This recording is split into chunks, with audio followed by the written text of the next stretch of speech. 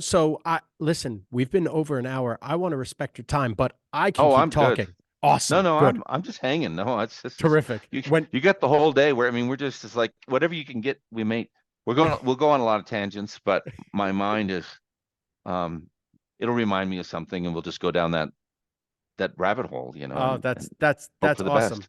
That's awesome because I've been following your work for so long. I'm a little fanboy talking to you. I it's funny. I when I was younger, I used to be a musician, and I actually wanted to be a musician, but my dad wouldn't let me. He wanted me to play sports, and I had met this famous drummer. His name was Mike Portnoy, and I don't get starstruck or anything, but when I met Mike Portnoy, I was like, oh, this is the dude. Like this is incredible. He was the best drummer in the world, and I didn't know what to say to him. And I feel like this is a Mike Portnoy moment for me. So like I'm really pumped to be talking to you. So you better hang up whenever you're ready to hang up and interrupt me Oh, because I'll keep no. you on the phone all day. All I have is a bike ride to do to try to get rid of this fat that I'm just so overweight now. It's just stupid.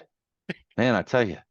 You get into your 60s and 70s, and it's hard to get rid of this stuff without going in the weight room. And I'm not going in the weight room. I just it's funny. I'm so to a degree indoctrinated to not destroy my joints that I want Kaiser so I don't destroy my joints because I know I'm going to go destroy my joints and I don't want to. But there's no Kaiser anywhere here, unfortunately.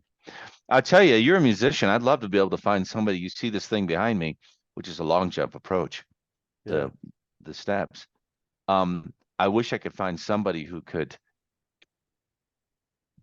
set it up automatically so that when they saw, if you had of somebody's video, you could just push a button and then whenever their foot hit, it would give you another tone or another sound so that you could hear the footsteps and the frequency change as they go, even though it's very subtle, you know.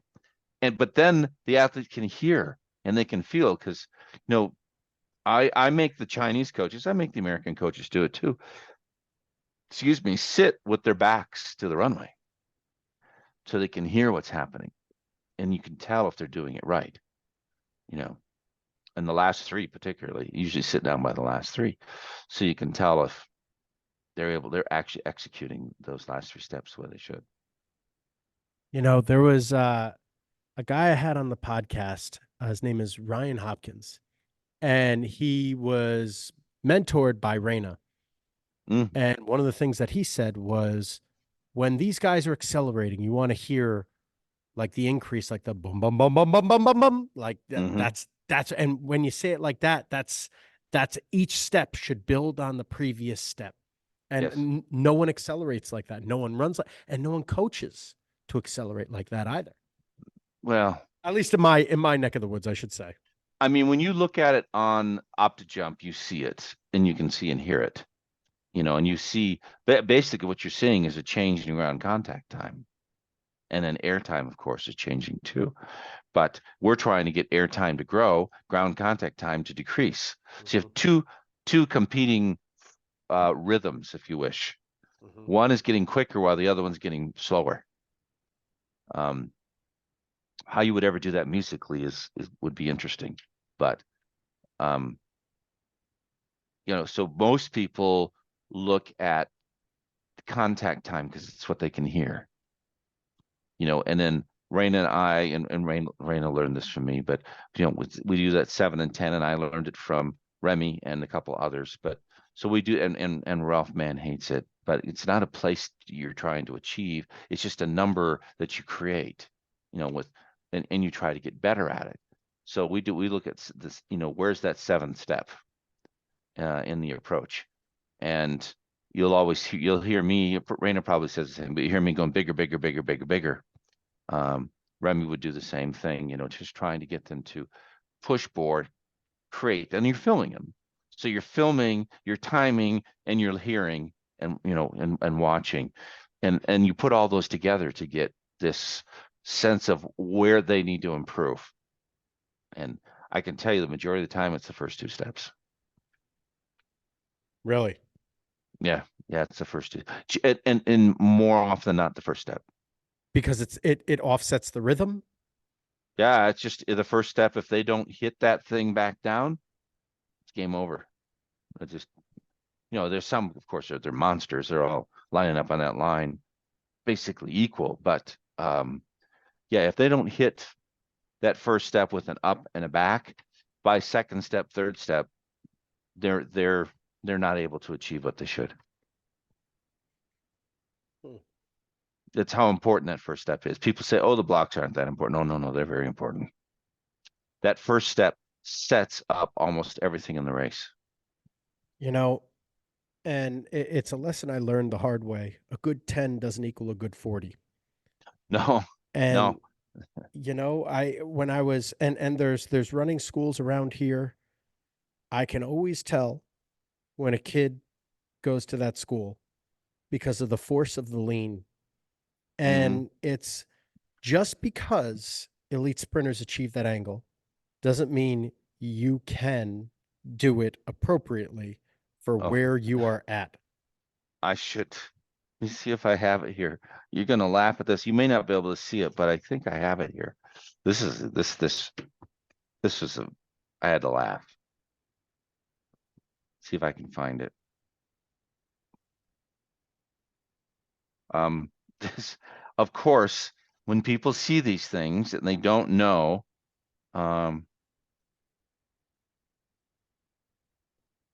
let's see. I sent it to.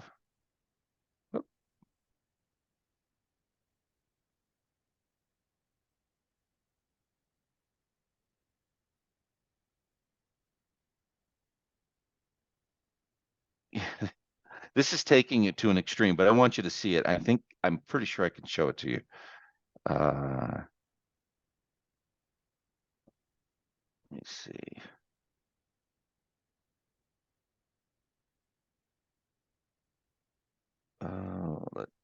Where is it? I was chuckling when I saw this one because it is so Chinese to try to do this. It's not there.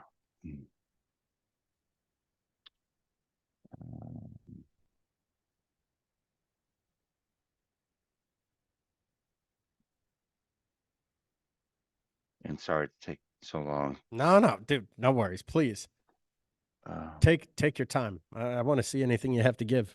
Well, this is funny. I don't want to tell you until you see it because you're just going to go. You can be like, you got to be kidding me, Maybe Marco. It's not that fucking thing where they're running under a ceiling, is it? Yeah, that's yeah. Yeah. When I saw that, I'm like, what are you thinking? Yeah, that big blue thing. Yeah, I posted it somewhere. I don't even remember where I posted it. I'm sure it's been grabbed now multiple times. Oh, someone sent it to me the other day. Oh, that's funny. I might have sent it to Rolf too. I don't know, but someone just sent it to me. I gotta find it too. I know exactly what you're talking about. Yeah. Oh, that's good. I'm like trying to it came up because you're trying to maintain the lean, it's like then everybody tried to do, the Marion Jones head down and before that, Maurice's head down. And so, it's to me, I never I got I get the cue. I get how we kind of got there with the head down. For it's like over explaining purposes, right? Like you're exaggerating the cue.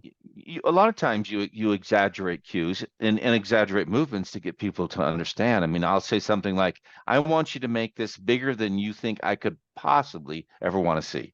And then they'll get close, because they're so far away that they get close to where they need to be. Yeah. And for the most part, and I've said this before to people and on podcasts, if you listen to some of us coach, you'd think we're idiots. I mean, we say some really stupid things sometimes, but they don't realize what we're trying to accomplish. Like, why are you saying that? I mean, that's totally wrong. Yeah, it absolutely is. But watch what happens. Yeah. And that's what the cue is. The cue is trying to relay the information to get the athlete to do what you want him to do so he understands it. But like it's not about doing it how we're, It's scientifically right, properly right. saying the terminology. It's about how is this athlete going to get it? Yeah, when you're in the middle of this, when you're younger, you're really immersed in the science. And then as you move, and I was very fortunate, I think, and I've talked about this, but I was fortunate that I had to do PE in college. So I started out pre-med and then I moved to basically preventative medicine is where I was going. But it turns out I ended up coaching. But in that part after pre-med, when I was at the University of Oregon, I took dance classes. I was like the only guy in the class. I mean, I'm not stupid. It was a lot of fun. But I mean, and well, there's a couple other guys, but they they weren't of that, anyways.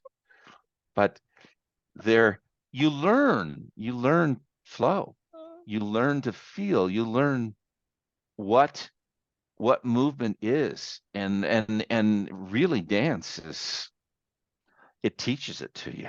It teaches you how to do flow. I mean, that's one of the reasons why, you know, I'll never forget my first time meeting Dr. Hay, University of Iowa. We sat and talked. We were sitting in his office, and he reached up behind him. He pulled out a book, and he handed it to me. He says, "Here, I want you to read this."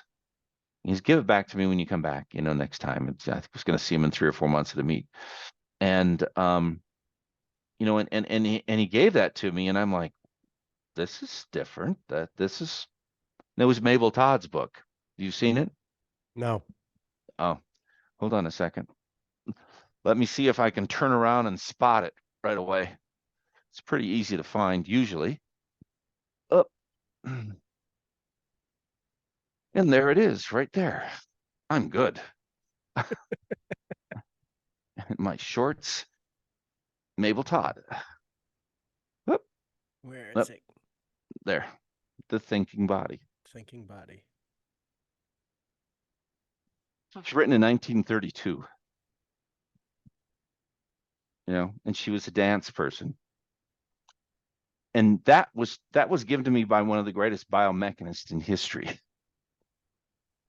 He says, you need to read this to understand movement. Like, okay, Dr. Hayes handed me a book. I guess I better read it. And it should be must read for every coach. That's a must read. One of those. I think it was great that you took to heart the reengineering Sue or reengineering the corporation, because it's a lot to offer in that. You Yeah. know, I mean that and probably when I was a young coach, the two books, Bob Kriegel's book too, really gave me a lot. If it ain't broke, break it, because it kind of gives you permission to be out of the box. Yeah. And it's I've always been of the mindset, if it ain't broke, don't fix it. And then I heard Dan Paff a decade ago say, yeah, well, he's doing everything wrong and we had to start from scratch and we had to fix it all up. And like I do that a lot. Yeah. the fear, so like you have this multi-million-dollar athlete and it's like, man, at what point? Because when I grew up, I'll never forget there was a first rounder, Eric Duncan with the Yankees, Hmm. and never made it up because when he went to rookie ball, everyone put their hands on him trying to fix his swing. He was a rookie. Oh, we got to fix your swing. Then he's an A ball. Oh, we got to fix your swing. And they ruined his swing and he couldn't get it back until, 4, 5, 6 years down the road. And by then it was like he almost kind of missed the boat sort of thing. Hmm. And I remember he talked to me and there were coaches trying to adjust my swing in college. And I was an All-American baseball player. And they were trying to tell me what I was doing wrong with, my swing with this and that. And he said to me, he goes, "Hey, Mike, how many of them ever hit 400?" No, I don't know. He goes, "You've done that all 4 years." I said, "Yeah." He goes, "What the fuck do they know about being you?" So I always took that to heart. It's You a good know? thing to take to heart. As an Mhm. athlete, you should. But then again, when you're coaching someone in, let's say something as uniquely flowing as the baseball swing, you know, if you correct me if I'm wrong, and please, I could very easily be here, but my impression is that 90% of the time you should be looking at what's happening with the lower body and just leave their fucking upper body alone. Yes. Just don't touch it. Because you're just trying to find a way to express greater power. They already know how to swing the bat by that time, you know. Do you know who Manny Ramirez is? Yeah, yeah. Okay. They said Manny Ramirez was such an idiot, but such a genius when it came to baseball. They had a hitting coach who said, "Hey, when your arm's at, 23 degrees, your elbow needs to be here and your foot needs to be that, and this happens, that happens." And Manny says, "Whoa, whoa, whoa, whoa, whoa. I'll just put my fucking foot down." You know what I mean? Like, and their Hmm. ability to just simplify, cut right through. Like, I don't need to worry about all this other bullshit. Just simplify. Keep it simple. Don't Yeah. overcomplicate it. And let me just worry about my feet. You know? I mean, how about figuring out how to get your eyes and the end of the bat to work better, I'd spend a hell of a lot more time there in terms of vision control and brain vision than I would swing. I mean, it's interesting. It doesn't take that much force to hit a ball out of the park. Uh, It's surprising. my best Yeah. statistical year in college was my sophomore year when I hurt my back. I blew out my back bad. I Mm, tried to pull an outside pitch. I was already 4 for 4 on the day, and I was like, "Hey, coach, put in my back up, like let him get in some time." He goes, because we were winning like 10-1. He goes, "I want you to hit a ball that doesn't land." I was like, "Yes." So I saw the first pitch, swung out my ass, blew out my back. The rest of mm. the season, I could barely walk, so I could barely swing. I've never hit the ball so hard in my life because all I focused on was finding the barrel. Hmm. Just swing as easy as you can and just put the barrel on the ball. And I've never hit so well in my life. It's, Since you're a yeah, go ahead, go ahead. no, no, no, no, Yeah. no. Go, go, go, go. No, I was just going to say, since you're a baseball guy, you should pick up Dan Taylor's books. Okay. Dan's was a former announcer for sports announcer for Channel 30 in Fresno, but Dan loved baseball. He's written 3 books on baseball. One is on the Pacific League, you know, going back into the 40s and 30s and 40s when the Pacific League was a big deal. The other one was about a pro scout, which you would probably really like. This guy was one of the greatest scouts ever with Los Angeles. He's since passed away, but they might even be making a movie out of it. I don't know, but um, it's really, really cool to see how he looked at everybody, what he looked for as a scout, and how he would just tell people, "You're wrong. This guy, he's got it. This is, you could just feel it. You can see it, And yeah, so if you look up Dan Taylor, author, you'll find 2 or 3. He just wrote another one on football player. Um, what's his name? UCLA. Shoot, one of the first guys to break the barrier in football. Really good, great guy. But you would love reading his baseball books, and particularly for the first one I would read would probably be the one on the The Pacific League. no, no, no, no. I think I'd save that one. I think Okay. I'd read the one on the Scout first. Okay. Yeah, because that was his first book. Um, I bought them, and there was an old group of guys that would get together for breakfast all the time, and I gave them the books. I've never gotten it back. They're gone. never, never I'm lend a book and expect it back, right? Well, that one was we were going to have a little book club, but I think one of them died and the other one moved, so I never saw. Um, and I just Dan knows more about baseball, my gosh, than anybody. Uh, I mean, he's just. We kind of forget how big Fresno was in Mm-hmm. baseball. So a Mm-hmm. lot of guys came out of there. Yep. Baseball at the Abyss. That's a that's a newer one. That's kind of cool. Let me see. I'll give you the name of him. We're talking, so it does. Everybody can have this. A Scout's Report. So the first one is George Genovese. A Scout's Report. My 70 years in baseball. Walking Alone, the Kenny Washington story. Lights, Camera, Football, How the Hollywood Stars Changed Baseball. That's an interesting read. And then where's the other one? There's another one here. Oh, well, that was the Pacific League one, I think. Gotcha. Yeah, the Lights, Camera, Football. Because Hollywood was so involved in the Pacific League, owning the teams, and a lot of the guys were coaches and played. So they're all good. Anyways, just you got Thinking Body. Yeah. And I'll read all those too. You kidding me? You tell me to read it, I'll read it. Well, the Thinking Body is going to be an interesting one because it may push the limits of this. Was published in 1937. I'm sorry. Classic in the study of human physiology. No, she was way ahead of her time. Way ahead of her time. But what's next? Let's find another one.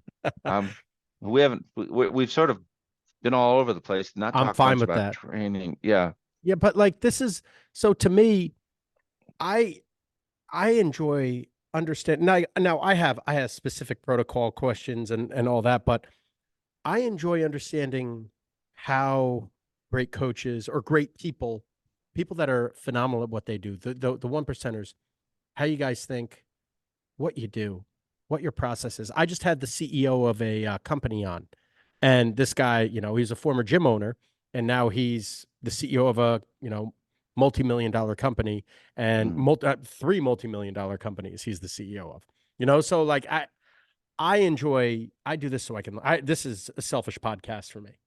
Sure. It's I fun. learn and I just share. So Yeah. whatever you want to talk about, we talk about. But contrast training, to bring it back to training, what made you start doing contrast training over, hey, let's just sprint, right? Like because I assume you were influenced by Charlie early on. No, not at all. Because No. I know Rolf was. Yeah, Rolf was Hmm. because Charlie came to Australia way back when, and Hmm. everybody there was influenced by him. I didn't know Charlie until I actually never met Charlie or talked to him until 1987, Gotcha. the year, um, the 88, yeah. But I was, I mean, I'm gonna say this, and it's gonna sound, I'm not meaning to sound like I did this all by myself, but Hmm. I had Dennis Whitby, who was basically the English system. So I was with Dennis for almost 2 years, and I kind of really understood and learned um, how the English put together their training system. Dennis was out of Loughborough, brilliant guy, Hmm. PhD. Um, and from there, I didn't have other coaches around. I didn't know anybody. I was just for one, I was a little white dude, with, of course, the other coaches, they wouldn't be talking to you. And uh, so I just started reading. I read everything I could get my hands on, and fortunately, Oregon had a great library, and I bought, well, too many books. I don't even want to think about how much money I have in books up here. And I just read and read and read, and then track and field technique and track and field news. And I learned this thing you see behind me. I learned from Bob Lee, who was an assistant track coach at University of Missouri back in 60s and 70s. They wrote a book, and I'm watching everybody do approaches and stuff, and I'm like, this isn't right. This isn't working well. And I read this thing. It's so simple. You break it into rhythms and you break it into pieces and you execute within that. I mean, that simplifies it for an athlete. Hmm. And eventually it becomes one rhythm, one flow. But, so I mean, Gary Winkler had already gone. Gary, well, he was there, but I'd never met Gary until years later. Didn't know Lauren, didn't meet Lauren until 85 or 86. Danny, about the same time, a little bit later. I'm out of Oregon, which was not a sprint school at the time, and so you're trying to figure out how to do all these how to mimic, if you wish. Initially, when you're coaching, you're mimicking. You're a monkey. You're just looking at everybody and trying to do what they do. And it doesn't take you very long if you've got a little bit of brain to stop doing that, and to start analyzing and synthesizing, for the individual. And going back to the thing you said earlier, I just said this the other day to somebody. I said, look, I'm not the 98% coach. And I've had people call me arrogant for saying that. I said, look, that's not arrogance. And I said this to somebody who is another coach. And they said, yeah, but that 2% is the 98%, and I'm like, it's not, but yes. I mean, that extra 2% is really where the majority of the game's played. Mm-hmm. And if you can be a 98% coach and you're never going to be successful in that last 2% with everybody. I mean, you get the physical genetic giants, the generational talent. I haven't had a generational talent yet. I mean, Mike Powell was not a generational talent by any stretch of the imagination. Mike was a good athlete, but when I got Mike, he was a 780, 790 guy who had popped off one wind-aided jump. But this was not somebody you would have thought would be the world record holder, not initially at least. But when I saw his speed and his jumping ability, I remember our first meeting. I said, if you give me 3 years, I might be able to get you to the world record. And of course, nobody's thinking that way. Mm-hmm. Like, what's wrong with you, an idiot? You mean the world record? That's Beeman. There's nobody going there.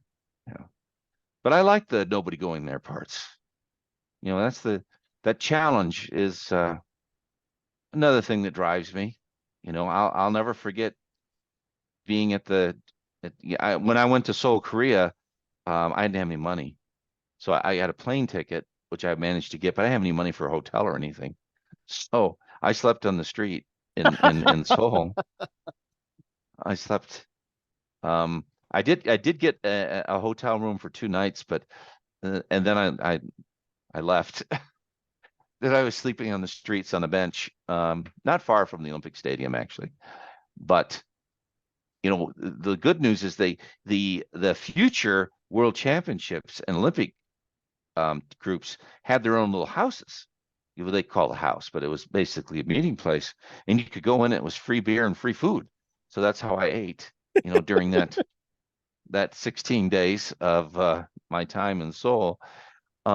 But I'll never forget being in the German house with Bob Beam, and I'd had a couple of beers at that particular point, and I went up to Bob and said, Bob, I called him Mr. Beeman at that point because he was Mr. Beeman. I said, I'm the guy who's going to coach the guy that's going to break your world record. It's 1988. He's looking at who's the white dude. Where'd he's not even German. I mean, who is this guy here? Obviously, he's crazy. Bob remembered that a few years later. It was funny when I retold the story. I remember that. That was you. I'm like, yeah. Of course, Mike had broken the record by that time, but it's the silly things you do in your life that you'll remember, and it's the challenges. As I just posted it the other day where I said, it's a basic physiological premise that you must be challenged in order to be great. Mm. It just is. You have to be. If you don't get challenged, you're not going to be great, And when this NIL thing is going to get in the way of a lot of greatness, I think. You're in football, and all of a sudden you're making a couple mil. Mm-hmm. Are you going to be as hungry? Are you going to be as? I don't know. I mean, the pros are one thing. Kyle, are you going to go to class? Are you going to, how do you deal with that? It's a whole nother set of problems. Yeah. I haven't had to deal with it, but it's another set of problems or challenges, if you wish, that I can see why some of the older coaches are getting out, because people are talking about money, not talking Yeah. about how you're going to make me a better person or a better athlete or a better player. How much money you're going to give me. Yeah. Yeah. And, it's such a shame that the NCAA was just, I, I used to say no class at all, you know, Mm, they were, giving people hard times for giving lessons or I they can't know. give It was, autographs, like it's a shame that they had those rules because then this probably wouldn't be as big of an issue as it is now. It just has to blow up, you yeah, know? I don't think any of the college players were thinking like this, you No, know, no. at all. They're like, whoa, this is cool. You Yeah. know, I mean, occasionally you'd see a guy get a car from somewhere and, then everybody, the whole department would get in trouble. But Hmm. it's, it's, yeah, I wouldn't want to be coaching collegiately right now. I mean, It's a and different game. if they're going to do it, they got to shut that transfer portal down. They have to shut it down if they're going to keep this. And if they're going to not, because people are going to chase money from team to team. Yep. Well, that's what's going on. It's already Yeah, happening. it is. It's happening. Yeah, yeah. You know, it's uh, it's a lot of money. Oh Wow. yeah. Oh yeah. This is more money in 4 years than a lot of people will make in 10. Like these kids Oh, graduating college, their first 10 years, they won't make this money with a real job. no, no. That's they may be making more than they might make in a lifetime. You have to remember, Yeah. it's for Yep. with a college degree, you should be okay. But if you didn't, if Hmm. you're in the trades, you should be okay. But other than that, I mean, you could be struggling.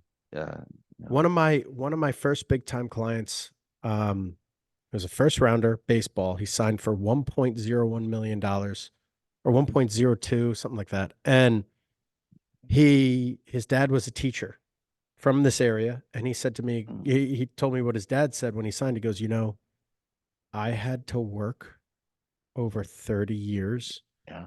and I won't make that money. For me to make the amount of money that you just signed your name for. You know what I Yeah, mean? Like 30 years as a teacher to make that kind of money. I didn't hit that particular number right there until 2 years ago in my whole life. Mm-hmm. I mean, it's a lifetime of income, and I only just hit that, which is not unusual for people in my age group. I mean, I mean, there's some, of course, that have been very successful financially, but I was successful, but the money just never followed Mm-hmm. Yep. for Peak whatever peak earning reason. potential for a lot of people is late 50s, 60s, and then by then you're antiquated and you can't get a job. This is what happened to my dad. Well, I mean, it's interesting. I have people wanting me to come to universities now. I'm like, Yeah. where were you guys 30 years, 20 years ago? Well, you're hot now and there's the internet and there's not a lot of you, Yeah. you know? Yeah. I mean, there's not. There's hardly any Hmm. left. There's a few young guys that are doing really well. I mean, and they're getting jobs and getting paid. Holy smokes, they're getting paid. Hmm. I mean, it wasn't that long ago. I was at Michigan State in 2006. 42,000 a year was the only collegiate job I ever had. Yep. Yep. You know, And three. college pays more than pros now too. Yeah, yeah. I mean, I was at that particular point. At that point, I was at 300 applications without an interview. Like, what do you have to do to get an interview? At least get me Yeah. an interview. I didn't even get an interview, which Hmm. means that the situation was one in which the the interested party was interested in something else, not in the coach per se. And the funny part is I was always a very, very high advocate of women getting into coaching and doing what they should be doing. Um, but I also felt strong that they needed to come through the system a little bit, Hmm. and that was bypassed, and it hurt women for a while. Now it's much, much better than it was in the late 80s, early 90s. There was and even for, I mean, for a lot of people, but there's always a level of incompetency that you're surrounded with if you've been someplace for a while and you have new people coming through. You kind of just brought it up a little while ago, but and that's without throwing anybody under the bus. It's just you just don't have enough experience Yeah. to, and that hurts the athlete. And to me, it's about the athlete, anyways. My time in China has been a very interesting one with the educational level of the Chinese coaches. Why China? It's a strange story. Dennis Whitby, who was my mentor at Oregon. I was in South Korea because I was out of a job at that point. I was in South Korea, and my Korean jumpers beat the Chinese jumpers for the first time in history at the Asian Games. And later that year, I had dinner with Dennis and Dr. Fung, who was Dennis's uh, student when Dennis was coaching there in the 80s. And we all had dinner together. It just turned into one of those things that, he and I got along well, and Dennis was that intermediary. But I went back. I didn't think anything of it. That was 2010. I went to Kaiser. I'm at Kaiser, and I've never taken a vacation. And you may have heard me tell this story. Never taken a vacation. And I was at the Monday meeting. I said, guys, I'm going to go on vacation. I just feel like I need one. And they said, where are you going? I said, no idea. I really didn't know. I said, I'm going to go to the airport. I was living in Portland at the time. I'm going to go to the airport, and I'm going to take the first plane that comes up. I'm going there. Mm-hmm. And the first flight was Beijing. Beijing. Yep. I walked up, and I had the miles, and there was seats. So I took a flight to Beijing. And before I left, I'd sent a note to Dr. Fung saying, hey, I'm going to come to Beijing, be there for a few days. I wasn't going to be gone long. It was only 5 days. And would you like to have lunch? And he sent me a note back and said, yeah, it'd be great. I'll have these guys pick up so they picked me up at the airport, gave me a hotel room, because I was still Mike Powell's coach, which in China meant something. It doesn't really mean anything in the US, but in China, it's, most people don't even know who Mike Powell is anymore. But Yeah. at that point, I mean, that was still, and Dr. Fung was a jumps coach, so he appreciated it. And I stayed there for a few days and did the touristy thing, and they sent me around. And then he said, hey, you want to go to a track meet? I said, sure. I haven't been to a track meet in a few years. So we flew down to Fuzhou. They flew me down there and watched the track meet, took some videos. He said, hey, would you like to talk to the athletes? I said, sure, be great. So I talked to the athletes for about an hour or so and left. That was it. Went back home, About 6 months later, having watched what the markets were doing for Kaiser and where things were going, and marketing was, anyways, it was a bit of a turmoil. But he sent me a note. He said, would you consider coming to coach in China? Well, at that particular point, I hadn't coached in 5 years, so it'd been a little while. Not quite 5 years, 4 years at that point. But I said, well, let me think about it. I sat down with Dennis Kaiser. I said, Dennis, I think I could do us more good if I was in China to educate, because it's 1.4 billion people. Back then it was Mm-hmm. 1.2 or whatever, and this is a large market. So we talked about it, and he said, I think you should go. So off I went. And it was, we've left a legacy there. I say we, there's nobody else doing it. It was I, but there's a few other people involved, but there was a legacy left. I mean, it's the warm-ups have changed, the running drills have changed, the block starts have changed, the training's changed. They've had successes they never imagined. Nobody ever thought an Asian dude could run under 10. They laughed at me the first time I told them that. I said I think I can get Su to around 991, 990, and not happening. You're out of your mind, And so 983 came around. It was a little bit of, yeah, I guess I'm a little crazy, Um, and when I told them how fast I could run in a relay, they didn't believe me again. And it's funny because in China, you coach one event. In the US, we coach multiple events. Mm-hmm. So when I was started coaching the 800-meter runner, Wang Jianan, and she was fifth in Tokyo, people said, well, why are you coaching 800? You don't know anything about it. I said, well, you didn't read my resume very well, did you? Because I had two-time national champion in 800 meters for women. And and they said, no. I said, well, maybe you might want to go back and look at it. But, you know, I mean, we're pretty diverse as coaches. We usually have had to take on a lot of different events, Mm-hmm. and yeah, that's why China. There was no real reason except I ended up there. The money wasn't great. I mean, See, shoot, I thought you got a briefcase full of cash. nope, no, no, no.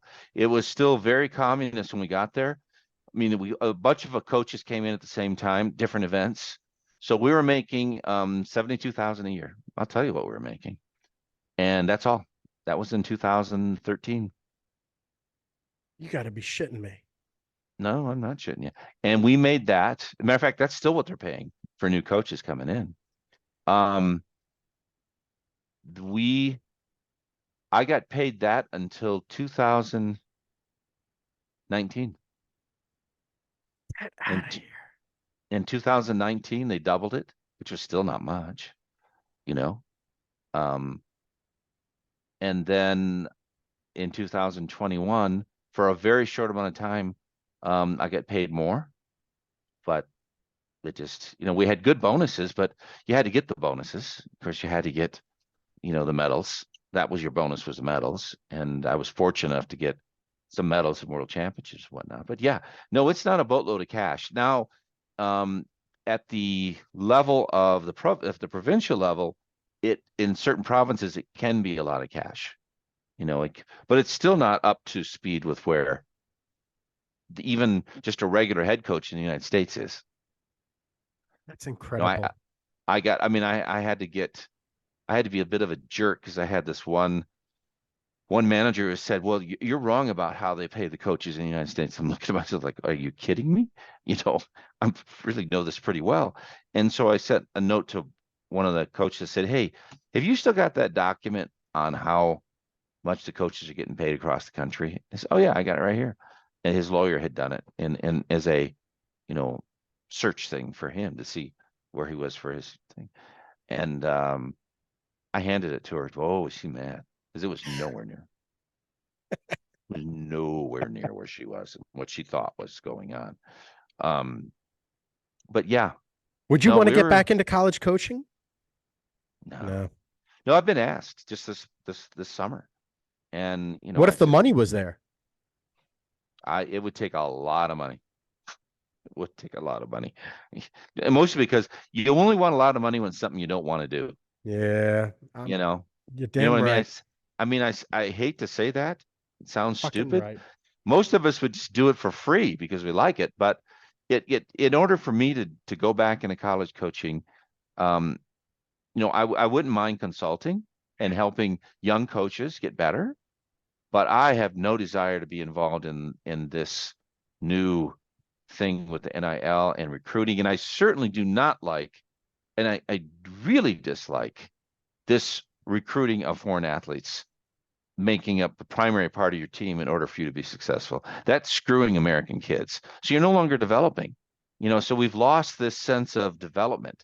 I mean, when you look at, I was just looking at a team the other day. Coach just moved. I'm going down the list, and it's like Latvia, Poland, Great Britain, Jamaica. I'm like, where's the Americans? There was handful of Mm. Americans on the team. I find that when it's a state-based, funded, federally funded institution, you better be giving some money to some American kids. That's an And interesting and point. and I'm on the left. I'm fairly liberal. I'm over on this side, but that probably sounds fairly conservative. But it's like, come on, guys, develop some U.S. kids. Um, I don't remember what the number was, but it was a big number of how many medalists or finalists were in the Olympic Games from U.S. institutions. We're training the rest of the world. I'm guilty of it. I'm out training the Chinese. Um, but I'm not recruiting him into the United States to take away what I would consider money for an American kid to go to school on a scholarship. That's a really interesting point. I never thought federally funded, state funded, and now you're giving, yeah, foreign scholarships. People could, I mean, because you want to be successful. You're going out and getting kids that have come up through another system and been developed. And now you're going to have to, and so when you see, it's kind of very similar to what the old school drug coaches were. Now you don't have to coach as well. You already got So, somebody here. yeah. And, I've always felt a way about schools like Rutgers recruiting down in Florida for Mhm. football. You know what I mean? Like, it's like, well, I mean, North Jersey football has some of the best football in the country. Just recruit North Jersey and recruit the right kids, and you'll get them. You know what I mean? You don't need to go down to Florida for a lot of this. And you make a really, really good point. I never thought of it like that. I mean, I would, to me, they'd have to go the way of, the volleyball clubs in Europe, two people, two foreigners. Mm-hmm. Um, a lot of other places, two foreigners. That's it. I mean, I think that in the college ranks in track and field, there should be a limit to the number of foreigners on that team. Spread it around. Okay, we got all the foreigners. Get them to different schools, but don't. I think there's a couple schools that are north of 15 foreigners on their team, Mm-hmm. close to it. That's too many. That's scholarships. And now with that scholarship load going up, Yeah. think about how many kids' dream would be to go, and you just have to coach them a little bit better. And maybe that first year they're not at NCs or regionals, or they'd be in conference, but they'd be making their way. And that is, I think, is a point that needs to be. Um, I was supposed to have a meeting I forgot about. Oh. No, I didn't forget about it. It wasn't that important. It's just okay. Um, yeah, it's But see, at it the same time, I mean, and this is, nothing to do with the podcast stuff, but like America is a land of opportunity for everyone in one sense. But I can understand sure. if it's a state school, but if it's one of the private schools, It's I on could, them. That's yeah. their deal. But It's on a them. state school, you're absolutely right. Like I mean, that's a really good point. yeah, I feel it's inappropriate to Hmm. to to give that scholarships away when you got the in-state kids. When I was at Michigan State, I told them, I said, look, I'm not going to recruit outside the state.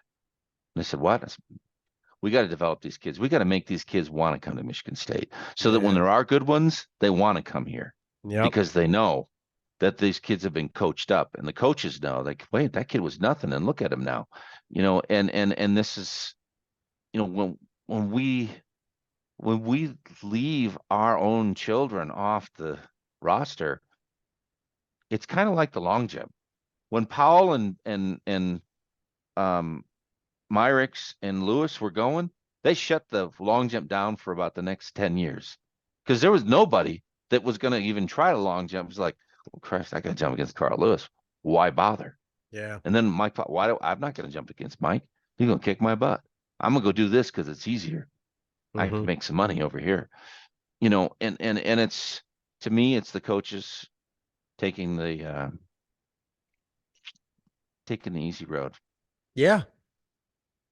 Yeah. instead of And that pisses me off about football recruiting too.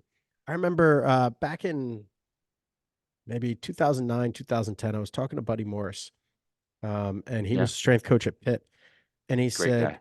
we should have when it comes to recruiting linemen, he said we need to recruit 250-pound kids. We need to recruit 240-pound kids, 260-pound kids, and you could be an All-American at 285 pounds back then. He goes, but we Mm-hmm. don't want to develop them, so we recruit fat 300-pound 18-year-olds, and there's one universal constant: anything times zero is always fucking zero. Fat stays Mm-hmm. fucking fat. You're a fat 18-year-old, you're going to be a fat 24-year-old, you're going to be a fat 30-year-old. He always used to get pissed about it. And it's a whole flaw with recruiting too. Yeah. Well, I mean, if you're fat, then you're looking at the psychological side of motivation, and you know Yeah, you're going to be you as a coach. Those are going to be psychic vampires. They're just going to suck the energy out of you because you're going to be trying to do whatever you can to get Mhm. them to lose that weight. I mean, look at if you looked at Georgia's line this year, you, Well, that's a different size human. That's a different caliber. Those are not just them, but I mean, the I whole mean, SEC. holy smokes! I mean, it's like, where do these people come from? Yeah. And they're moving. I mean, these are kids that are moving pretty well. Now, mind you, there's not a lot of them, but they're there. Mhm. Um, anyways, it is something I think that I hope the NC2A starts to take a hard look at. I mean, because what's going to happen is if they keep going this way, they're just going to cut the sports. So there's no Americans, there's no audience, there's no American. I mean, they're going to cut the sports. And I think track and field is going to be one of those sports that's going to be on the docket at some point down the road. I hope not. Yeah. That's an interesting because it's all going to be about viewership. Yeah, That's what if it's they're going got. to The bring in money. money, Yep. yeah, Yep. you know, and it's going to get to where you might have an NC2A championship with 10 schools because that's all they can afford to be there, Mhm. because they've had to pay to get this top talent. It's for me, it's fun because I look at the kids I had in China. I mean, Su was a good sprinter. He was a 10:05 guy. Well, that's fast. He wasn't a 9:83 guy. That's a different athlete. No, Wang Jianan was 7:80. And all the guys I had were all right around 7:80, except for Lee Jinsei, who had jumped 8:33. And of course, he was the dumb one because that was an 8:60, 8:70 guy that goes to right what we were just saying about these chubby kids. He wanted to be a rock star, but he didn't want to learn how to play the guitar. He wanted to tell me what his workouts were going to be. He wanted to tell me what he was going to do. I said, "Man, you got the wrong coach here."